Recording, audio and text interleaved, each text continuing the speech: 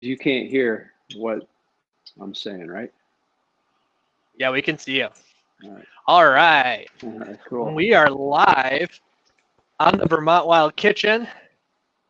I'm going to make sure that we got ourselves up and running on our different platforms. Let some people settle in here.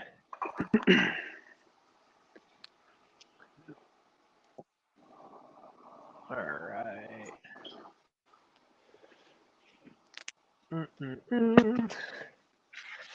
Thanks, folks, for joining us. Just give us a few seconds as we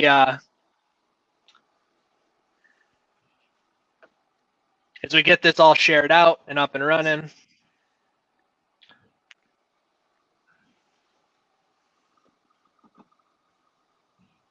All right.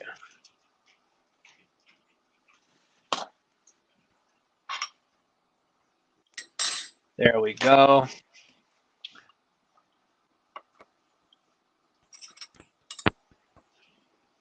All right, we got some people trickling in. Nice. And we have Nicole sharing it out on Fish and Wildlife, so we're going to give it here another second. And we're going to get started. All right, folks. Oh, I think can you hear me, Sean? I can. No problem. Okay.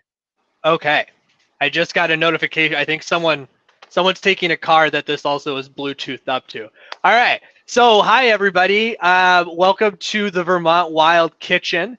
My name's Shane Rogers, and I work for the Vermont Farm to Plate Network. And I'm here with Sean Good, who is a biologist with the Vermont Fish and Wildlife Department. We're really excited for you all to join us tonight. We are going to be talking fish and talking some savory bread pudding with a fun cocktail to top us off. So first and foremost, for folks who are not familiar, the Vermont Wild Kitchen is a collaboration between Vermont Fish and Wildlife and Rooted in Vermont, which is a program of the Vermont Farm to Plate Network. And what we're really trying to do here is just bring you into our kitchens and show you just how easy and just how delicious it can be to not only cook with wild ingredients, but also pair those up with the farm fresh ingredients that can be found throughout Vermont. So without further ado, I'm going to throw this over to Sean Good, who is going to be showing folks not only how to process the wonderful walleye that can be found here, but also how to cook it up. So if you all have any questions about fishing, about processing fish, about whatever he's doing, please feel free to drop those in the chat. And with that being said, Sean, we're going to give it to you to take away. Great. Thanks a lot, Shane. Can everybody hear me okay? You can hear me fine, Shane? Yeah. All right, great. So thanks for coming. As Shane said, my name's Sean Good. I'm a fisheries biologist with Vermont Fish and Wildlife. And I was asked today to talk a little bit about fish cooking and cleaning. So the topic today is walleye. I'm here in my kitchen at home. I got my cameraman, which is my son, holding the phone. Say hi. Hello. So he's going to follow me around here as I do different things with the walleye. But I guess just to start out with, we're going to show you what a walleye looks like. And it's really great. We're fortunate here in Vermont to have a pretty amazing diversity of fishing opportunities. And our lakes and ponds have lots of different fish species that are sustainable, managed well by biologists for recreational purposes, whether it's sport fishing and catch and release, or keeping a few for having a locally sourced healthy food option that we have access to as anglers here in Vermont. So today, like I said, we're going to talk about walleye. So I've got this walleye right here. It's freshly caught just a couple of days ago. I've had it on ice ever since. Came out from Lake Champlain. Was caught up in the islands area of Lake Champlain, like I said, just a few days ago. So nice, nice fresh walleye. This is a member of the Percidae family, so it's closely related to yellow perch. And if anybody has ever eaten yellow perch before, you know how good that is. And walleye arguably is either number one or number two to yellow perch, depending on who you talk to. Fillet off this thing. And what I'm doing right now is just kind of wiping it down just to get the mucus coating off the fish. This is something you want to do whether you have a fresh fish that you just caught that day or it's been on ice for a couple of days. Just going to dry it off a little bit, makes it a little bit easier to clean. Normally I would do this out in the garage or down in the basement. I'm doing it in my kitchen today, and that's only because my wife is at work. If she was here, she would kill me, and I would be downstairs in the basement right now. So basically, to start out here, we're just going to take a little close-up look at the fish. Down its back, you have this dorsal spine right here, and what we're going to do is take the fillet off both sides of the back, starting on either side of the dorsal and down along the belly, just behind the head down to the tail. That's your fillet. And so it's a little important to kind of know fish anatomy in that sense. So have a good sharp fillet knife. Make sure it's sharp. I like to start with this side of the fish up, so the right side of the fish, and you're going to lift up its pectoral fin. The fin closest to the head. You're just going to put your head behind it. There's a bony plate right here called the opercular. That's what protects and covers the gills, which are just inside there, and that's hard bone. I want to come just back behind there to where the opercular ends, and you feel the soft flesh there. And you're just going to make a sort of a horizontal cut or vertical cut right down from the belly. So we're just going to start here. I'm going to come right down through. I sharpened this right before we started. There we go. We're going to come right down until you feel resistance. And what I'm hitting there as I came down through that is the backbone of the fish. So once I've done that, I'm going to then turn the knife blade. Come over to the other side here, bud. I'm going to turn the knife blade so the cutting edge is facing down the length of the fish, and I'm going to insert the point just opposite the dorsal fin here. And I'm just going to take that. You just see I'm just using the top inch or two of the knife, and I'm just kind of sawing and slicing as I go down the back, and I'm basically following the spine. Once I get close to the end of the tail, I'm going to take that knife, I'm going to push it all the way through so it comes out. And then I'm going to finish off by coming down to the tail with that sawing motion. So that's the first step, is making that first two incisions, behind the head and then down the back.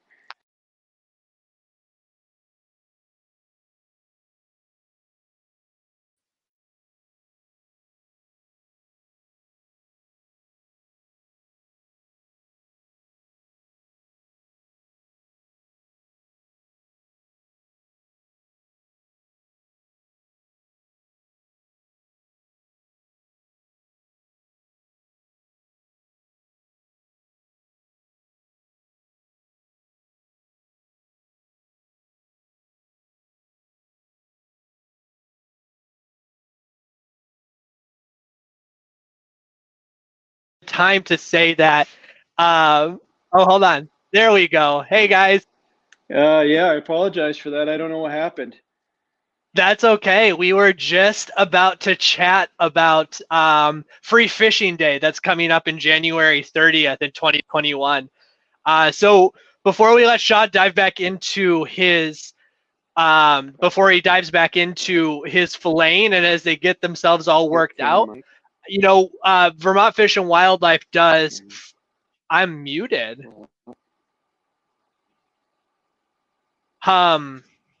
Hopefully. Well, I'm gonna continue talking. I don't think I hope I'm not muted. Um, anyway, Sean's sitting there. I Okay, can hear you fine, Shane. Corey's just lying to us.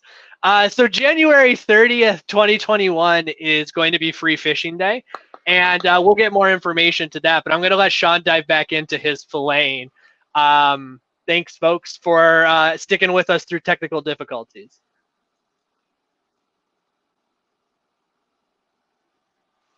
Did it just die again? No, I can't. I can't hear him. You're good to go, Sean. You're good to go. Motherfucker. Okay. Can you hear me okay? Yep. Shane? Okay. Where did I lose you? I'm not sure at what point I was where you lost the feed. We lost you as you were just getting to the end of your first cut. Did you see me come down the back? We were getting to that. Yep. Okay, so I'll show it again on the other side of the fish. But basically, after I've made the first cut behind the head, I turn the knife point so the cutting edge goes down towards the tail of the fish. And I'm just going to make a little cutting motion that comes all the way down. And when I get to the end, I push it through and I finish that off.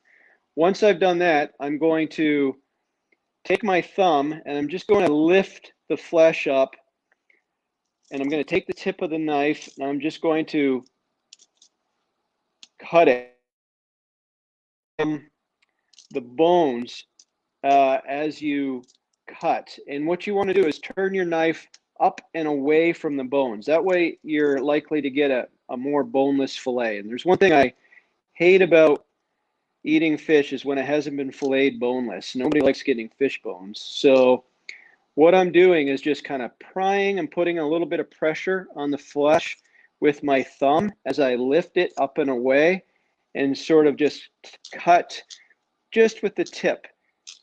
I don't know if you can hear that. That's the tip of my knife hitting the rib cage. When you feel that or hear that, you just want to turn your knife blade away from the ribs so you follow the edge of that rib cage and not cut through them. That way the ribs are left in the fish and not in the fillet. Once you get to the end of the ribs where I'm at now, you can then turn your knife and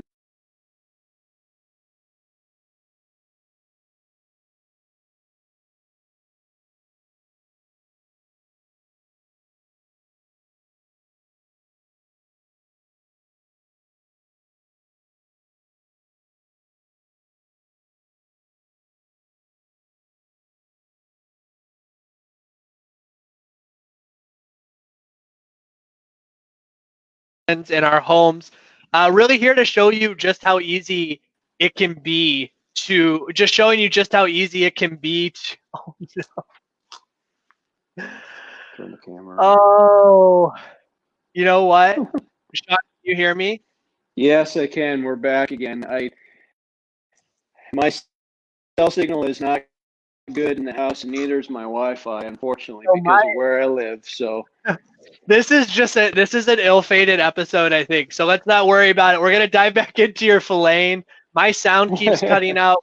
Having problems with.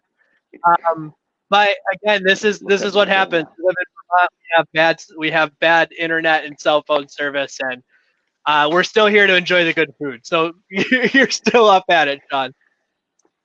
all right. Well, yeah. Welcome to living in Vermont, right? Especially in the rural parts. So, all right. So I don't know again how much you saw, but what I've been doing is slowly lifting the fillet of the fish away from the body as I separated it down here by the back, and I've just been nicking it with the tip of my sharp fillet knife as I get down to the belly. And you'll know you've reached the belly when you start seeing this white lining here on the inside of the flesh. That's the peritoneum.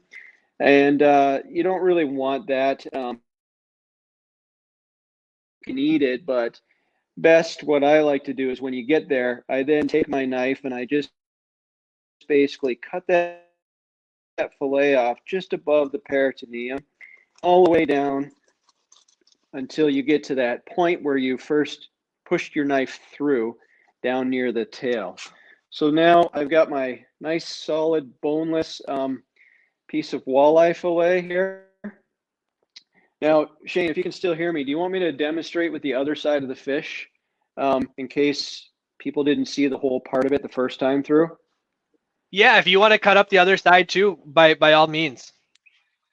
Okay, so all I'm going to do is take that walleye and I'm going to turn it over. And I'm going to do the exact same thing except in the opposite direction. So I'm starting by lifting up the pectoral fin. And I'm going to make a vertical cut right behind the head. I'm going to hold the head, just give some pressure so I can get down through the fish. Once I've gotten down through the fish, again, it's going to stop when it hits the backbone. I'm going to turn that knife so the cutting edge is pointed towards the tail. I'm just going to make this short little sawing motion just on the upside of the dorsal fin. I'm just going to keep going until I get down near the tail where it starts to narrow out. I'm going to push that through. You'll see it come out the other side. And I'm just going to finish by pulling that knife through. Now, if you didn't see this before, what I'm going to do is put some pressure on that fillet, on that first, that cut that I just made by lifting up with my thumb. And I'm going to take the tip of my knife and I'm just going to go all the way down and I'm just going to keep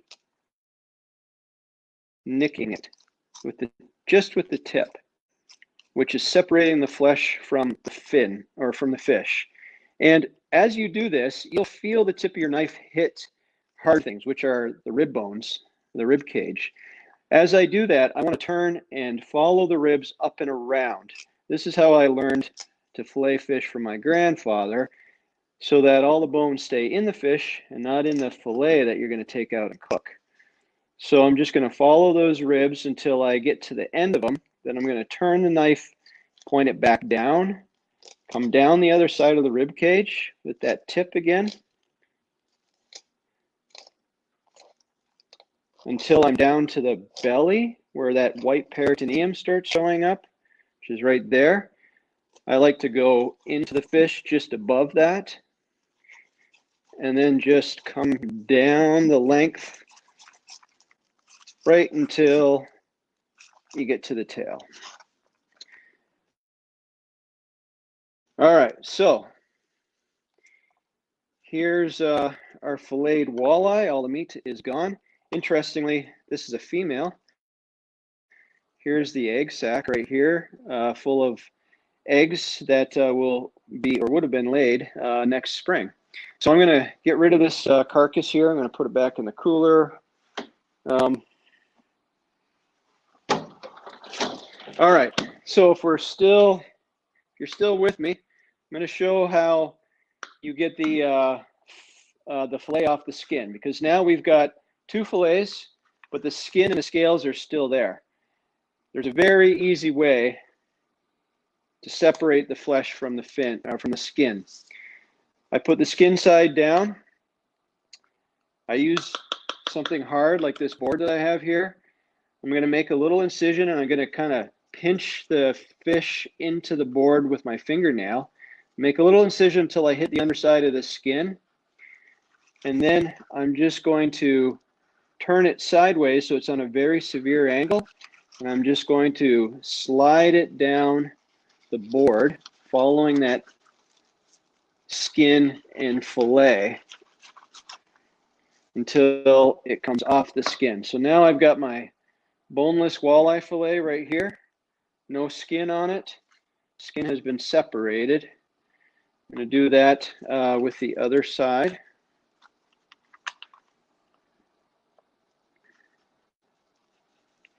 Make that first incision, pinch with my fingernails. And I'm just going to take that knife, the really, really low sharp angle, and I'm just kind of following the skin underneath the fillet until it comes completely off. So here's my skin, here's my fillet.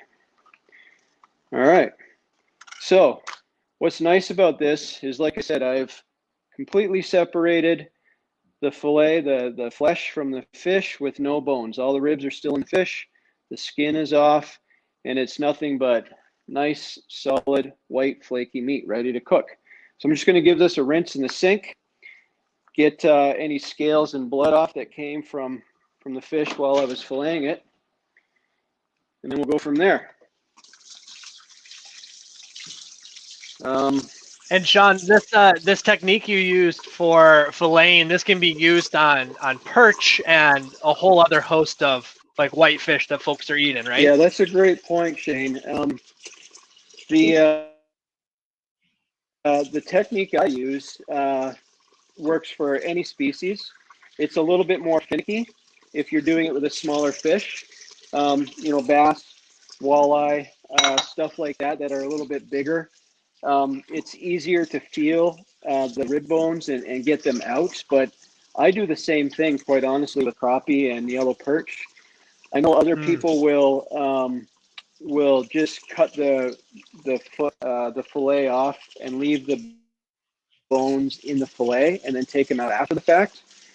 But I find it just as easy because I'm just so used to doing it, taking it out as I remove the fillet.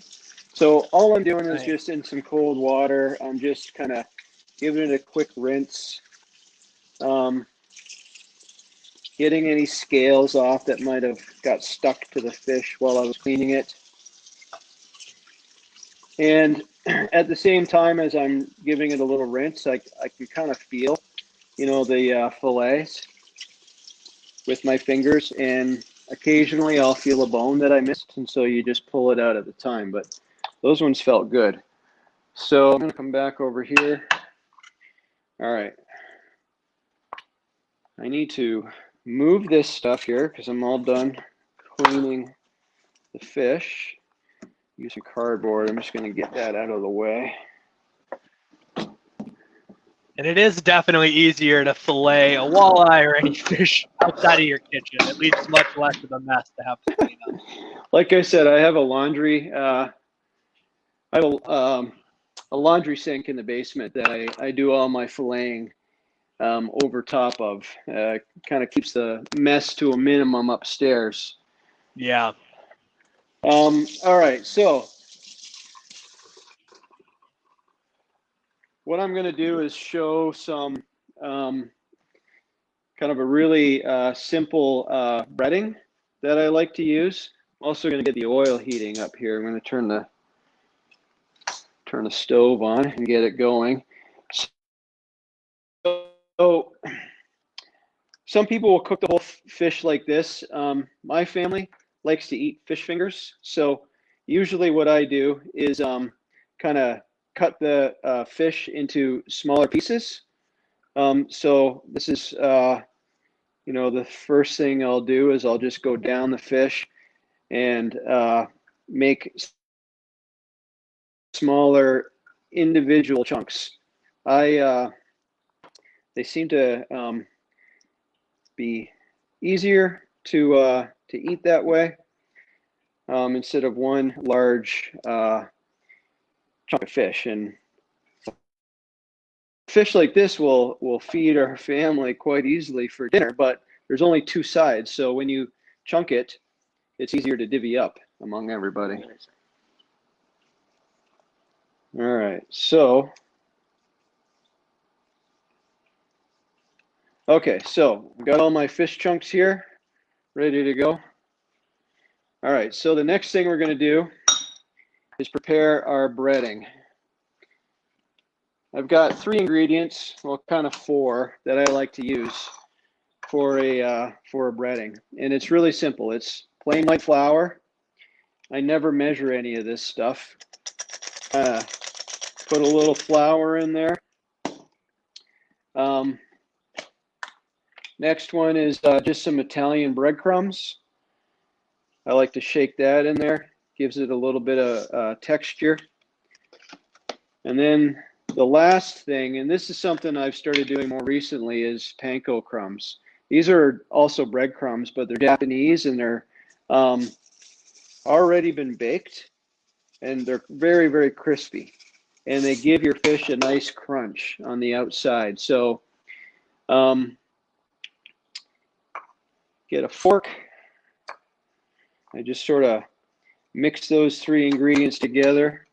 Flour, Italian breadcrumbs, just for a little seasoning is why I use the Italian ones. And then the panko breadcrumbs, which when they fry up will really crisp up the outside of your fish. Okay, so next most important part is an egg wash. So I just take a couple of eggs, put them in a bowl.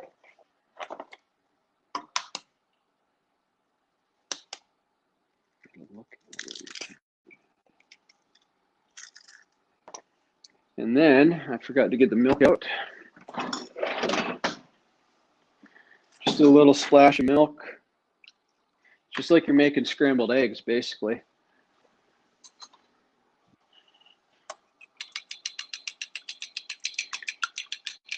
So what this does is you're going to dip your fish pieces into the egg wash first before you roll them in the breadcrumb mixture. And that just lets the breading stick to the fish a little bit better. All right, so I like to get a little line going here in order of what I'm going to do it in. My first bowl is the egg wash dip. Second bowl is the breading, and then I have a plate for the fillets ready to go. So I like to just put a handful in here. This is where, so have a cloth or some paper towels. Kind of stir your chunks around in the egg wash. You don't really need them, super coated. It's just a little moisture or wetness to the outside with the egg.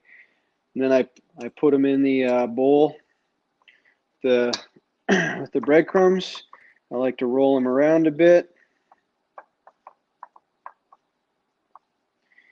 And then just sort of shake them off and put them on the plate. And I'm going to do this. I won't do all the fish right now. It's just kind of repetitive, but I'll do enough to get going in the pan, and then we can talk a little bit about walleye. Oh, I missed the egg wash because I'm not paying attention.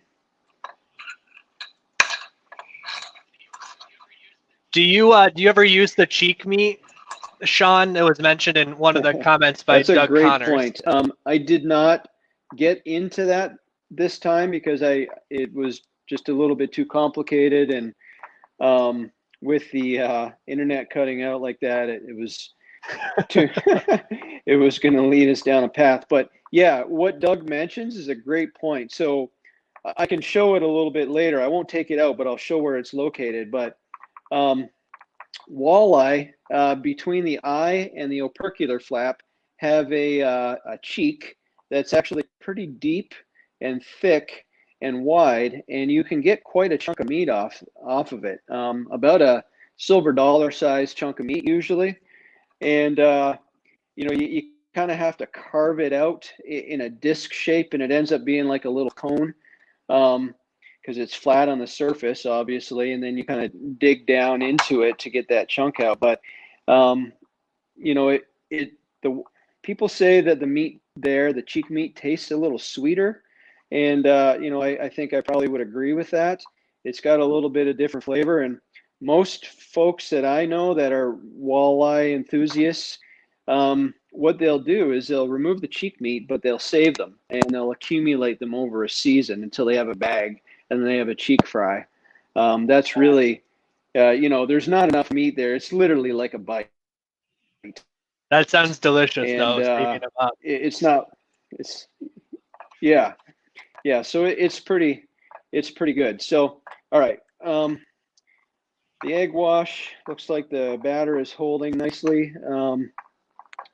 I'm just kind of rolling it in. My fingers, this is where it gets messy. So start with clean hands. It's a great thing to do with kids. I know kids love getting their fingers all yeah, dressed up. So I'm just going to go to the sink here, take this excess batter off my fingers. I've got the pan going on the stove. So where could folks, if they're not sure where to be fishing for walleye, whether it's during the winter or during the summer, where could folks be looking for it?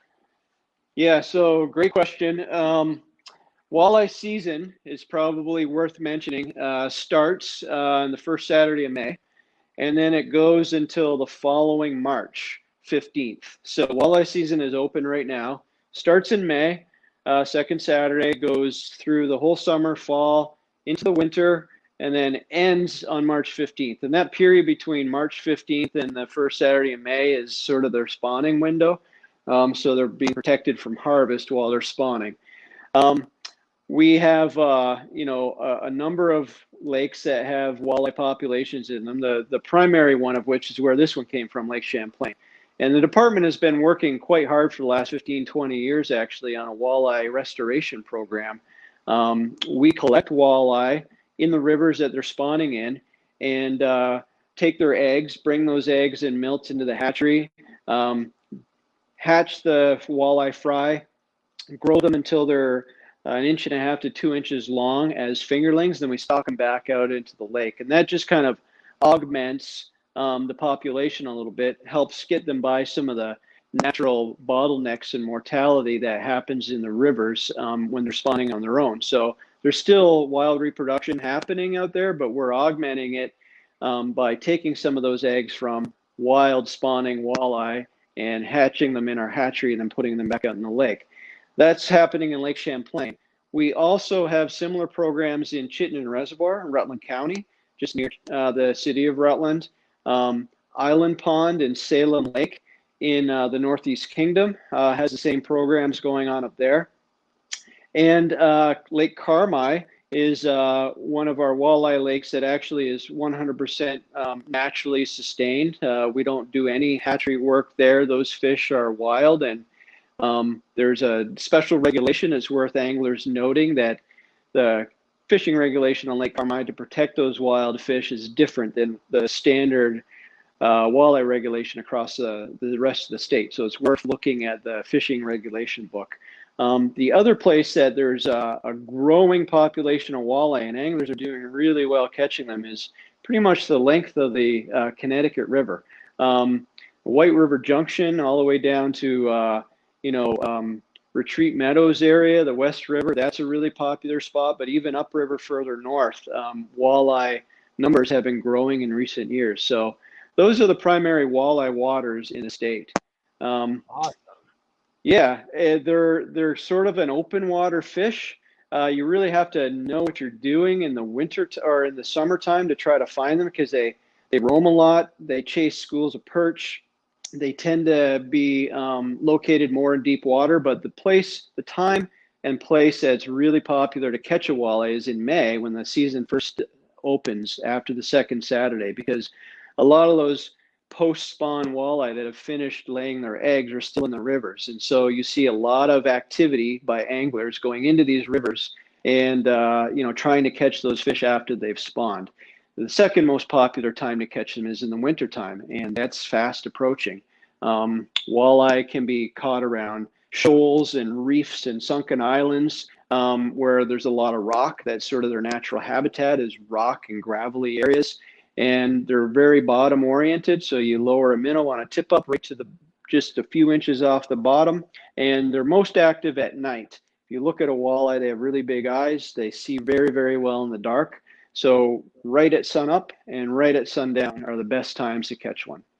Nice. And I know for folks who maybe aren't familiar with ice fishing, this year Vermont Fish and Wildlife is doing a thing they're calling educational patrols. So on different bodies of water throughout the state, folks can go out, they could set up for some ice fishing, and there's going to be game wardens going around and talking with people and giving them tips and tricks. So I just put a link in the chat that you could find where those educational patrols are going to be taking place and at what time. And I would highly suggest, if you have any questions, give it consideration going out during those times, because as you could tell, Vermont Fish and Wildlife is just full of great knowledge and awesome people that are doing really good work here in the state. Yeah, thanks for mentioning that. That's something that we've just started doing this winter. That's going to be exciting, I think. See how that goes. So, all right, our oil is ready. I've just got about an inch of vegetable oil in my cast iron pan here. I like using cast iron. Holds and retains the heat better, I think. And it's more of an even temperature. So I'm just going to take a pair of tongs, and I'm just going to drop these pieces of walleye. I've had it heating up on about medium high heat, but now that it's hot, I've dialed it back to sort of medium low. Most people who cook know the way to test it if your oil is ready. Get your finger wet, shoot a couple of drops of water into that oil. If it sputters like that, it's ready to go. All right, so we're just going to put these walleye right in here. And like I said, I only had one walleye, so I can't really, it's a little harder to cook just two pieces for a family. So I've always done this and cut my fish into smaller pieces. I think it cooks more evenly that way too. It's just a little, tip that I like to do. You don't want to crowd your pan either. I fry everything in batches, so I didn't quite get everything in there that I breaded. But this is going to cook fairly quick. You don't want to burn the outside of your breading. So make sure your oil's not too hot, but you want it to sizzle when you put it in there. So we're going to give it about a minute to a minute and a half on this side, and then I'm going to roll them over. This is in a deep fryer, so you do have to turn your fish halfway through its cooking, just to make sure it cooks evenly all the way through and it crisps the top. And this was a fairly large walleye, so the pieces were quite thick up towards the back. You can see that one side of the walleye is actually sticking out of the oil, which is the other reason why you want to turn it after about a minute. I just like to kind of move it around, and as you touch it, you'll feel that fish is starting to, firm up. Just going to get a spoon. I like to turn it over, make sure, see where I'm at. Give it a little bit more time.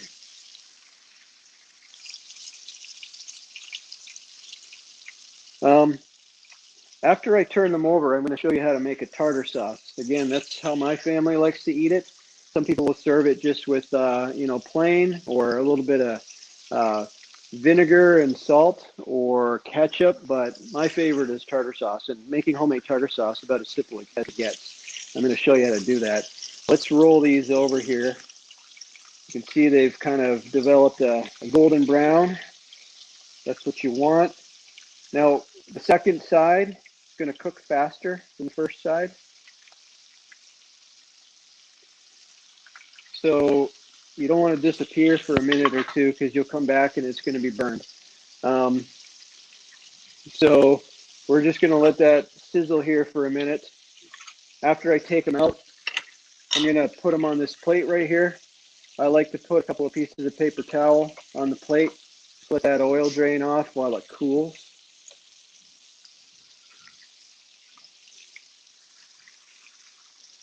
So, this is about a straightforward and simple recipe as you can get. And it works for every kind of fish. And I do this with crappie, I do it with yellow perch, I do it with pumpkin seed and bluegill sunfish. You could do it with the northern pike. Northern pike are a little different and more difficult to fillet, so I wouldn't recommend a beginner trying that unless you watch a couple of YouTube videos on how to take boneless fillets off a pike. But this is really, it retains the true flavor of the fish, but it gives it a little bit of nice crunch. The other way to do walleye, I think, that is quite popular, is to bake it. And we didn't have time for that tonight. That, takes 20 or 30 minutes in the oven to bake it, like a lemon pepper coating. That's good too, but I think this is our favorite way to do it. All right, So I think we're getting there. I'm gonna give it one more minute. We'll come over here real quick, and we'll talk a little bit about the tartar sauce. So basically, tartar sauce is 3 ingredients. It's mayonnaise, sweet relish, and a little bit of lemon juice. And again, I don't measure anything when I cook, so I put a couple of large dollops of mayonnaise in a bowl. Just a little bit of sweet green relish, and then I take a bottle of, I'll use fresh lemons if I have them. I didn't have any today, so I'm just going to take a bottle of lemon juice, the 1 cap full, and stir it around. So simple. It's amazing how the condiments are so easy to make. Yeah, people get a little worked up about condiments, but very easy. All right, so we're back to the fish here. I'm just checking the other side, rolling it back over, make sure we're good. Looks like they're all well cooked. Didn't go beyond, that's for sure. So I'm going to take them out.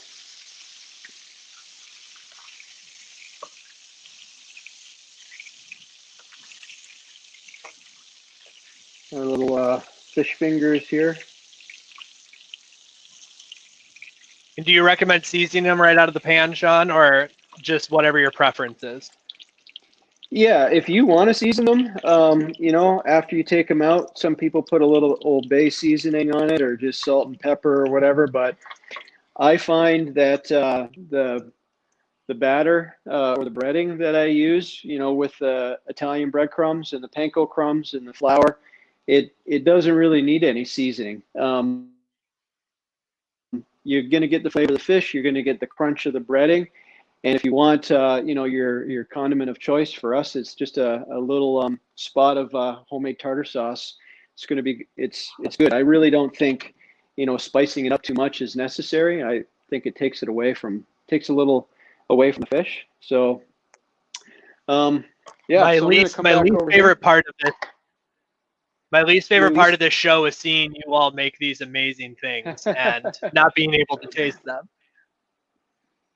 Yeah, I can imagine. There's been some good stuff on this show, and it's fun to watch, and thanks for inviting me to be part of it. So here we have a couple of pieces of walleye all ready to go.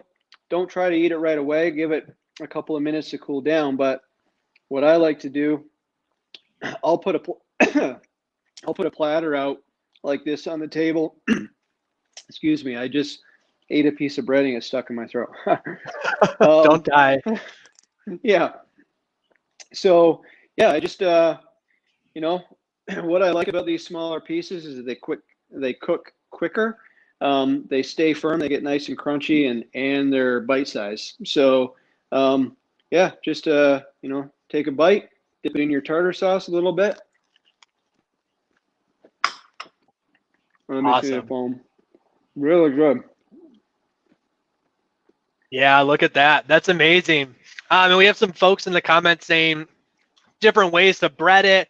I think the nice thing is you really can't go wrong, and walleye is such a versatile fish in and of itself, and it just takes on a lot of that flavor. So whatever way works for you all, by all means. And again, the condiments too. The condiments are pretty easy to make if folks are feeling up for it. Philip mentioned you can make your own mayo pretty easily. I know folks who make their ketchup or hot sauce, and it goes great on sandwiches. So if I'm feeling a little ambitious or a little creative, I'll throw something else in the tartar sauce sometimes, mainly sriracha sauce. I'll just put a half a teaspoon of sriracha sauce in the bowl. It just gives it a little bit of spice, kicks it up a notch kind of thing.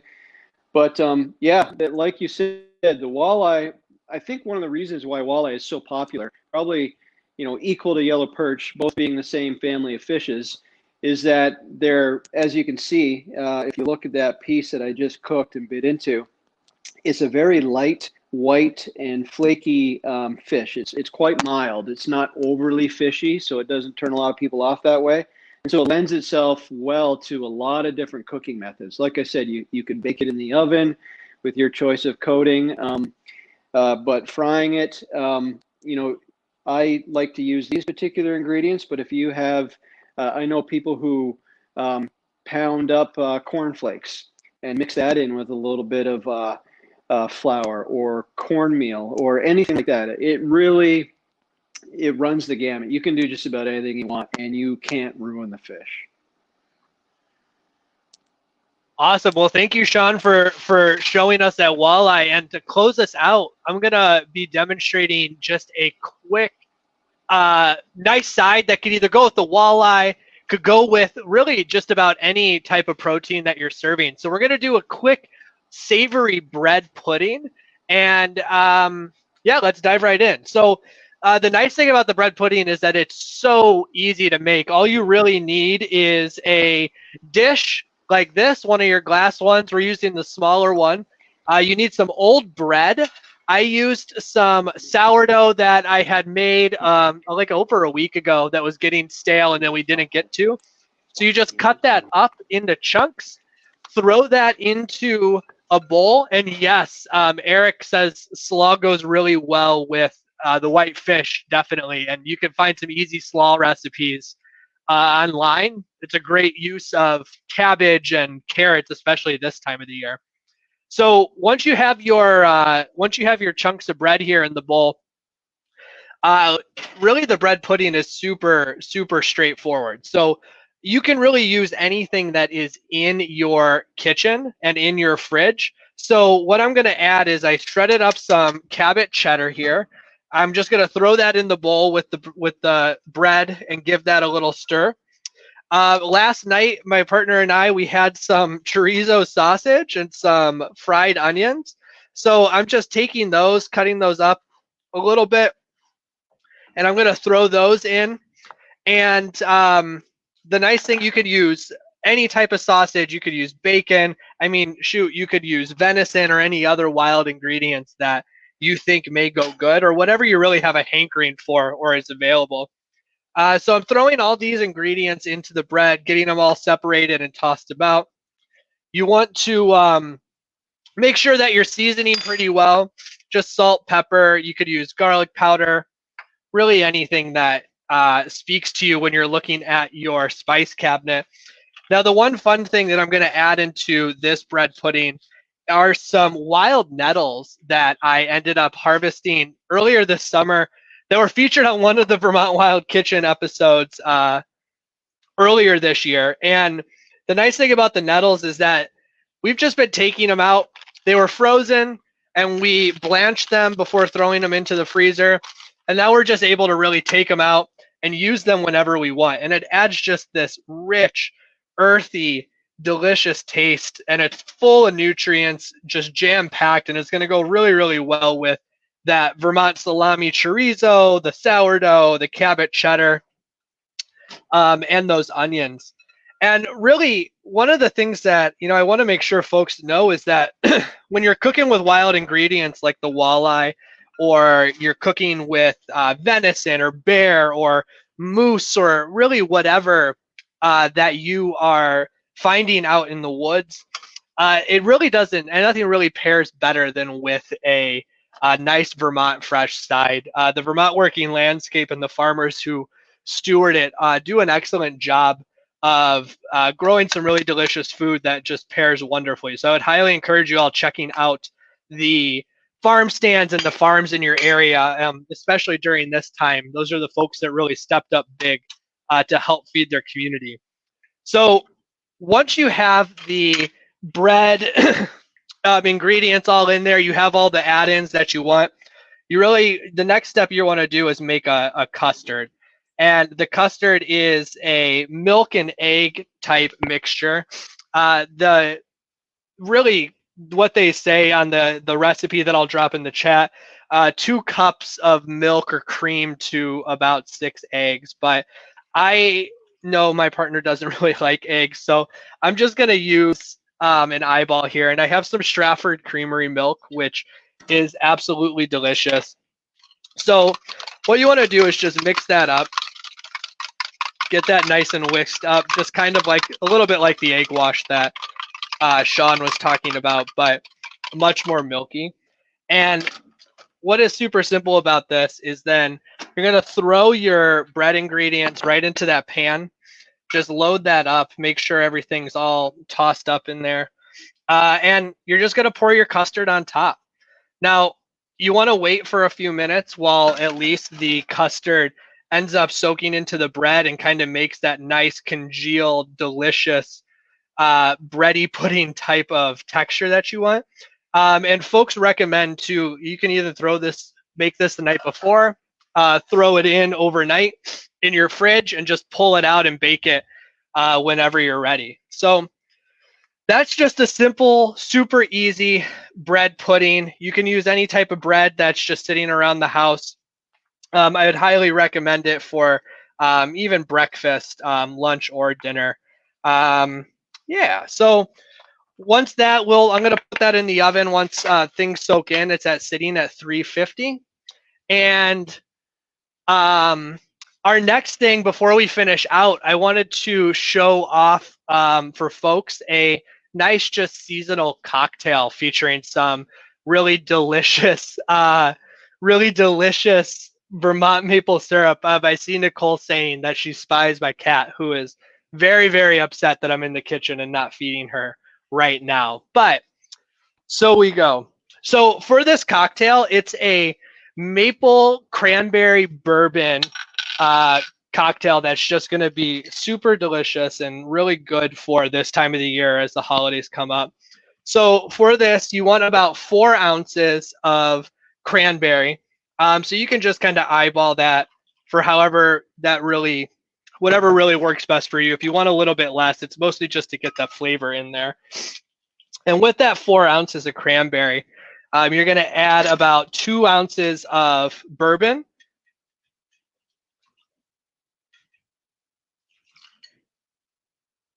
Maybe a little bit more, maybe a little bit less, depending on what your evening is going to look like for the rest of the night. And you're going to add about a 1/2 ounce to 3/4 of an ounce of orange liqueur. You could use Grand Marnier or just some basic triple sec works well too. And you're going to add about 1 ounce of Vermont maple syrup. As we all know, there's really nothing much better than adding Vermont maple syrup to just about anything and everything that you're either cooking with or you're drinking with. And what that does is just add that nice sweet flavor and let you support your friends and neighbors and family who are out there. And you're just going to go and give that a nice shake. And it's about as simple as that. You can garnish that with an orange, with a lime. Absolutely delicious. I know my partner's going to love that. So folks, with that, what we wanted to do is we just wanted to, we're going to wrap this up. We appreciate folks sticking through the technical difficulties as the snowstorm definitely interrupted us a little bit, and the audio difficulties as well. And I just want to give a big thank you to Sean Good from Vermont Fish and Wildlife for joining us and really showing off his amazing walleye and really giving us the knowledge and the skills. For folks who maybe haven't gone walleye fishing before, check the chat. You know, we put some information about ice fishing and educational patrols. And also, we got to give a shout out to Sean's cameraman as well for doing such an excellent job. So, Sean. Well, thanks again, Shane, for inviting me. Yeah, thank you for joining us. And folks, we hope you all have a happy holidays. We're going to be doing this again next month on the 3rd Thursday in January. If you all have ideas about different things that you might want to see cooked, feel free to drop us a line on Facebook, or also just share your wild creations on Instagram or any social media. You can use VT Wild Kitchen as a hashtag and Rooted in Vermont. And as this continues going, we hope to feature any number of you in the kitchen, because again, this is just a bunch of amateur cooks showing you how easy it can be to eat wild and eat Vermont. So again, Yeah, very, very very amateur for sure. So again, folks, thank you for joining us. Especially Sean, me. I hope you all enjoy your walleye. I am very, very jealous that I can't partake with Yeah, you. yeah, we're about to finish off this platter before my wife gets home. She's gonna be mad. And she's gonna smell it and see the residue from the actual butchering that happened. All right, Yeah, folks. I have to do a complete deep clean here in the kitchen before she gets home. So. Well, we appreciate that. So we're gonna sign off, and we'll talk to you guys in a month. So thank you for joining.